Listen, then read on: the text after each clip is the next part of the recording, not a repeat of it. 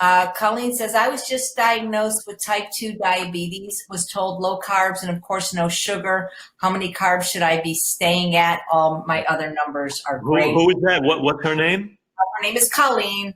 Is diagnosed. Colleen. I'm going to give you $1 million piece of information now, and you need to hear this and remember it the rest of your natural life.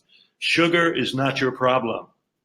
The problem in type 2 diabetes, and this is very, very important, is that initially insulin is not working as well as it should. The body develops a degree of insulin resistance, but understand why and how it does that. If you are eating a diet that is high in saturated fat, higher in animal products, higher in those kinds of materials, your liver and muscle cells get inundated with fat.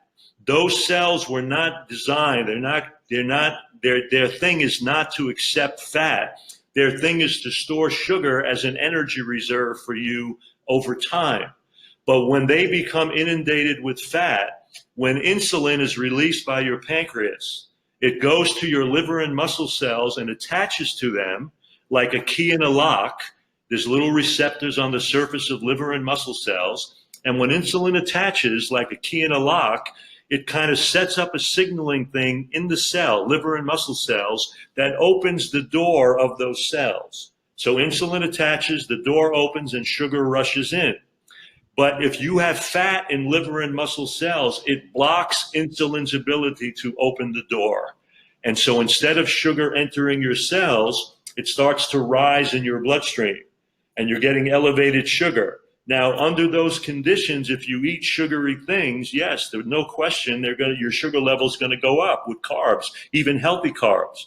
But the bottom line is it's not about getting rid of healthy carbs. It's about getting rid of the fat that's in those liver and muscle cells by eating a low-fat, low-calorie dense, high-fiber diet, which will change that very quickly.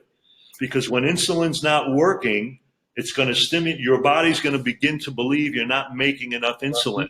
And so it overstimulates your pancreas to make more and more. And over time, it burns out those beta cells in the pancreas that produce insulin, and you end up with a diabetic state. So it follows on the heels of insulin resistance, but the real culprit is high fat, blocking liver and muscle cells from accepting sugar and blocking insulin's ability to function normally. So unfortunately, and this is the sad commentary, for years, the diabetic associations, et cetera, have been telling type 2 diabetics, don't eat carbohydrates. And what's happening is they put them on high animal protein and high animal fat diets, and all they've been doing is urging people to reinforce diabetes. We have people that have programs that are eating nothing but 20 and 30 pieces of fruit a day with diabetes and reversing that problem. The carbohydrates are not the problem.